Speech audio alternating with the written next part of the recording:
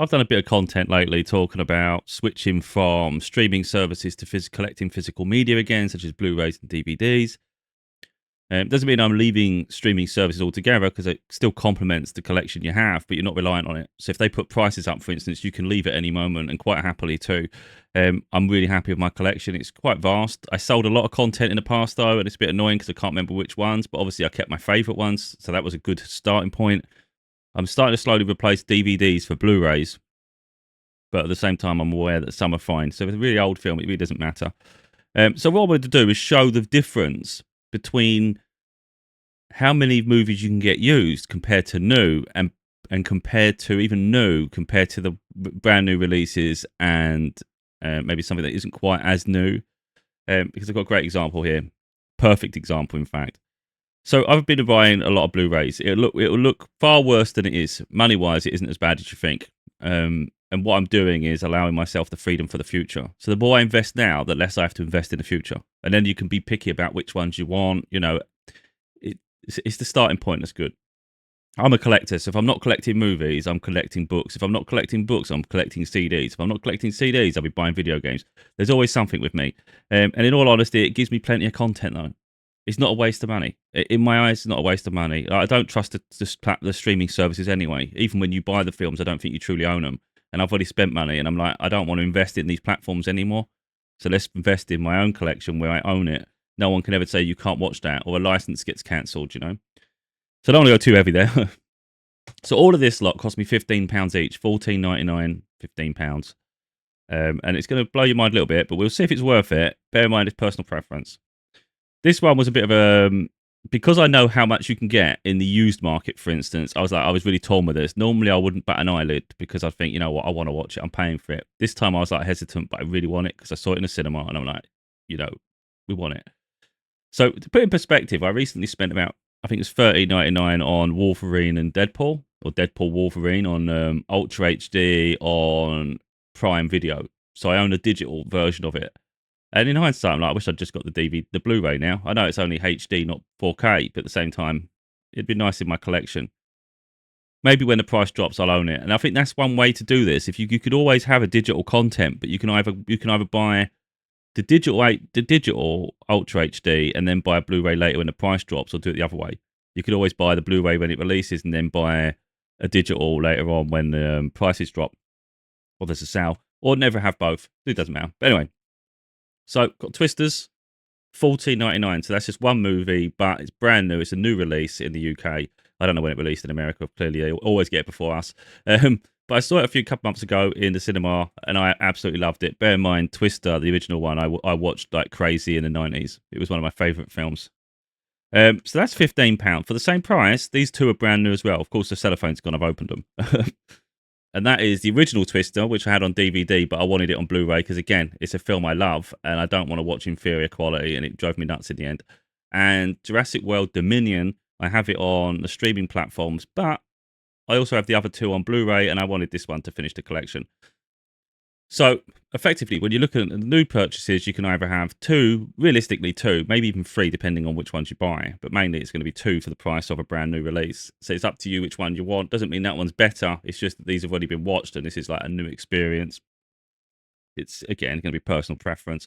But the contrast between the two isn't much. So really, you could buy a brand new release. You don't have to beat yourself up about it because you're only losing out on one film.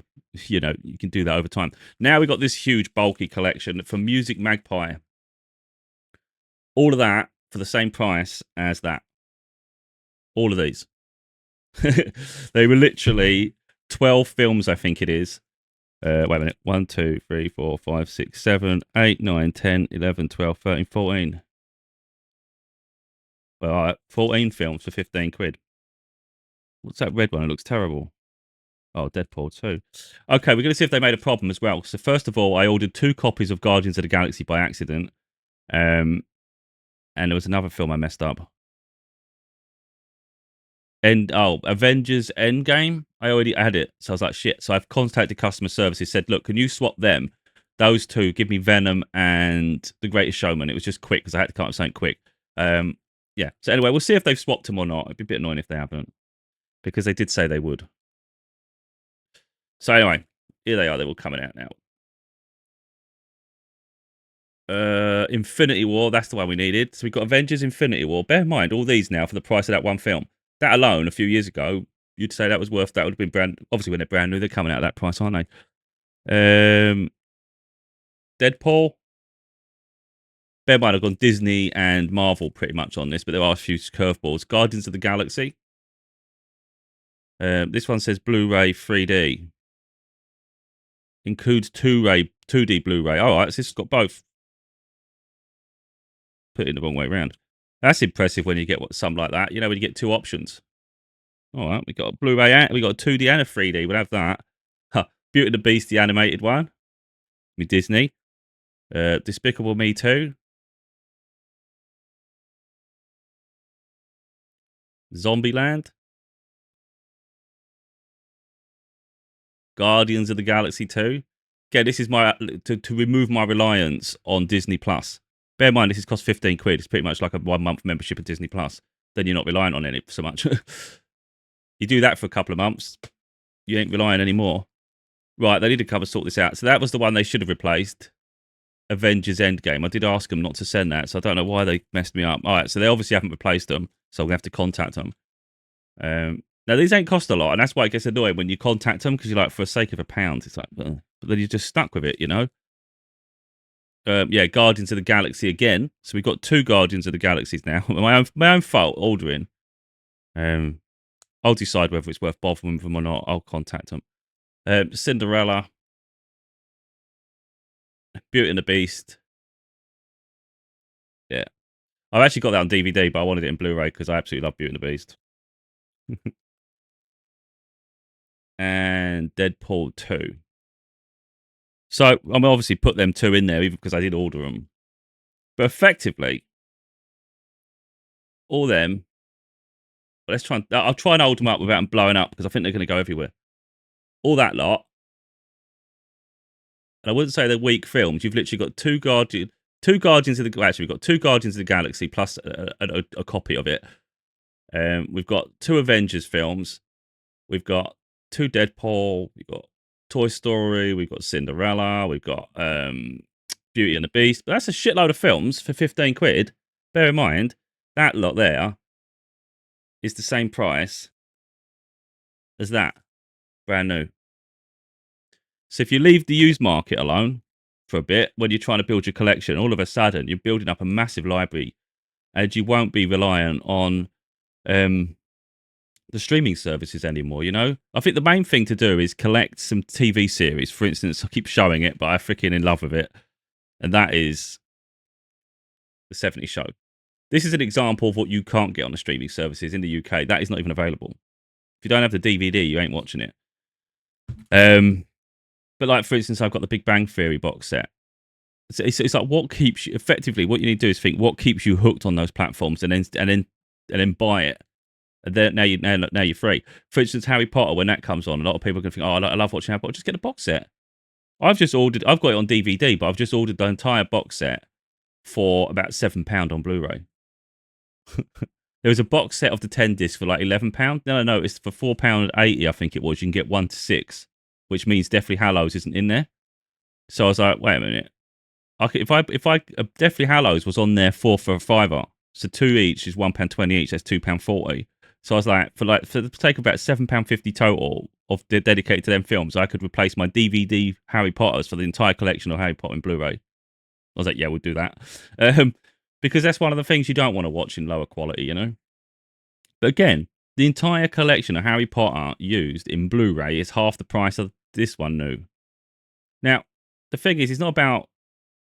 It's just putting things into perspective. It's not saying never buy that, because look what I did. Sometimes it's okay to... Once you've built enough of a library, you can treat yourself occasionally to the new release that you really love. You don't have to feel guilty about it, you know, because you can still have those new releases. And the way I see it is, it's like, that's like the equivalent of Netflix for the month. This. But it's like, okay, that's only one film and I can have a whole load of Netflix. Yeah, but I already own most of what Netflix is anyway, you know? This isn't on Netflix, for instance, is it? Do you know what I mean? It's like, that's what it is. It's giving you access to something that most people don't have access to. But yeah, it's up to people what they do. Like I say, I've still got a load of bundles coming yet. I've still got some more. I've got like the Maze Runners. I've got completing my um, Twilight. There's one for Twilight. I've got 2 Maze Runners. I can't remember the entire collection I've got coming now, but it's a lot of films, and it's yeah. What we got? Oh, that's a different one. Oh, Secret Window with Johnny Depp. I don't see that anywhere. Sometimes it's on Netflix, sometimes it's not. But I freaking love that film, Secret Window, where he's a writer and he's a bit deluded. That's good. Adventureland with Ryan Reynolds. That's a great film. I've got that coming. That's on DVD though, because I think sometimes it doesn't really matter what medium you're watching it on. Um, what else we got coming? Oh yeah, so again, this is what I'm talking about getting the films that keep you on those platforms. For instance, I watched Couples Retreat on Netflix. I hadn't watched it in years, and I really enjoyed it. And again, these are the films where I'm going to think, oh yeah, but I like watching that. Well, then get it. Couples Retreat was on the 4 for a fiver in Blu-ray, so it's literally £1.20 a disc. So I've got Couples Retreat coming. I've got Due Date coming. I quite like that. I'm looking for some comedies. Remember Me with Robert Patterson.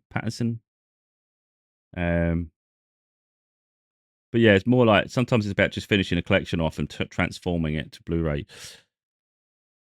But it's a lot. It's incredible what you can do, isn't it? But like for instance, like I say, even though I could get a shitload of Blu-rays in used, I still bought these 2 new for the same price as 15, 14 other ones because, to be honest, they're some of my favourite films. And in the used market, for instance, I don't even think Twisters was available. And even if it is, it was similar to new price, which made no sense. Just I don't know.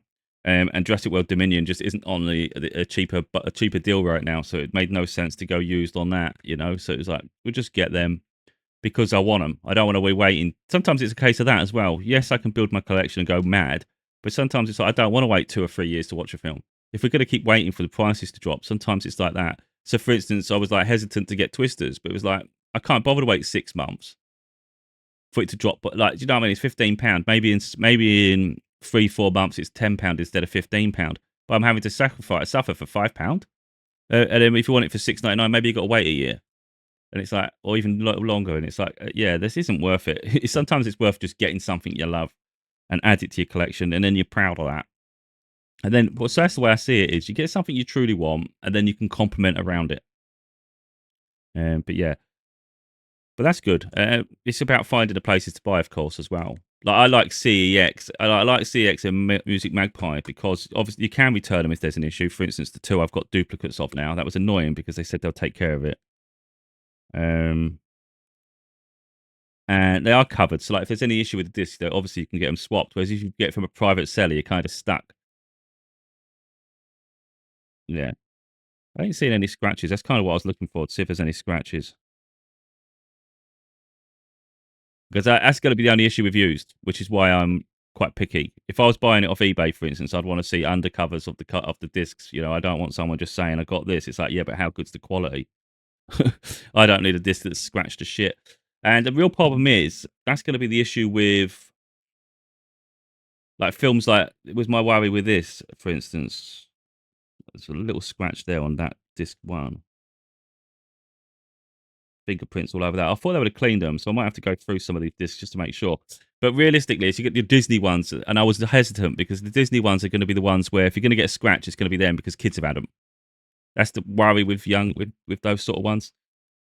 Um, but again, that's why I like the fact that you go somewhere where you can return them if there's an issue. Because last thing you want to do is invest money and you're not happy with it, or it's skipping while you're playing it. You forget that when you're watching streaming services. But like I say, I think the streaming services rules are going to continually change, and I'm not prepared to keep paying it anymore. I'm not prepared to keep agreeing to whatever it is they come up with, because that's what it is. They just think we will. They think we're suckers.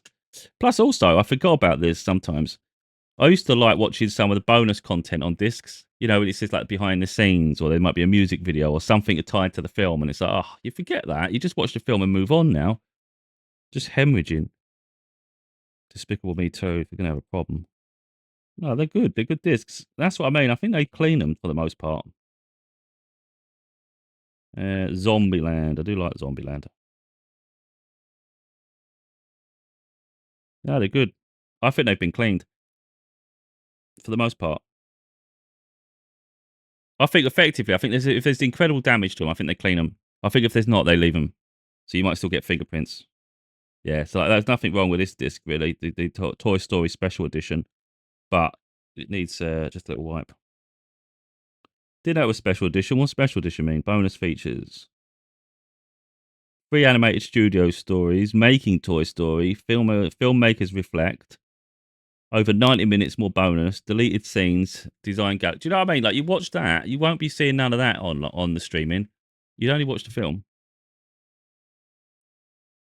I don't really like the Deadpool's red case. It's quite funky. Why they put the discs in upside down? That does my head in. But that's quite interesting. They've made Deadpool with funky handwriting. Like he wrote it. Deadpool 2. Probably can't see it clearly, but it's just a weird. It's just a fact it's just not printed exact. It's interesting. But yeah, like I say, you got all these everywhere else, but it's just nice to have them here too.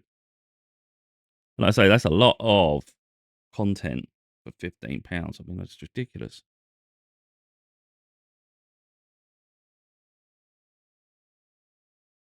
And like I say, when you're initially doing it, you're going to think, oh, I can get a lot more from my other platforms. It's not that. It's if you did it over a year.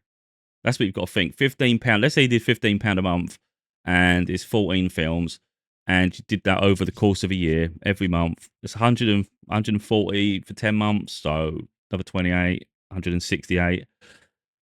Effectively, you get 168 Blu-ray movies in the space of a year, and that would definitely supersede your need for Netflix, isn't it? I think, and you get some TV shows around that. And I don't know how much content people watch, but I don't think I'd watch 14 in a month in general. So I'm building for my collection, but reality is, you might think there's more content on Netflix, yeah, but how much of that do you truly watch in a month? You might binge one day, but I think every day is unlikely. But again, everybody has their own habits. But what I'm saying is, in a year's time, you wouldn't be reliant on that service anymore, would you? Effectively, let's say you've got 168 Blu-rays because you spent all year buying these used deals, grabbing everything you can, all your favourite ones, of course, not just rubbish. And then the following year, you can just start looking at new releases as well because you can complement your collection with it. But what I would argue is some people, of course, spend the money on it, but if you're only tied to streaming services, you're never going to watch new releases until they finally hit the shelves, are you? So you're going to be waiting all the time. Now, other people might not care that they're waiting because they might not even be aware of it. But that's where I'm at now. My collection isn't just this, of course. It's adding to my this collection is literally just like a tiny part of my shelf. I've got a lot of films, so it's nice though because I'm always enhancing it. But hopefully, let's give some perspective really on the variance between buying brand new Blu-rays, buying new Blu-rays that have been out for just a little while longer, or buying used ones, and how you can really beef up your collection. And compare that to the streaming services. You don't have to worry about password sharing and all this shit, do you? But of course, there are limitations because it's bound to your location. But the way I see it is, it's frustrating because I like to be able to share the content I have. But at the same time, it's not my responsibility to share it with other people. Other people can collect it just like I can. So, sometimes it's about prioritizing ourselves a bit more. And I truly literally, I do. I love it. I love just going up to my collection. Even though I can see it from a distance, but it's nice that when I want to watch something, I can go and actually pick it off the shelf. Not this virtual selection, But that's just me. I'm enjoying it, and I'm going to continue to collect. And I've got a load more coming. Kid you not, it hasn't even cost a lot. Like that didn't even cost a lot. I've got a bundle coming there. I've got the rest of the set, that 70s show to finish it off. That's another set, and then I'm thinking of other TV shows maybe to start collecting as well. Again, to get away from that reliance on those platforms.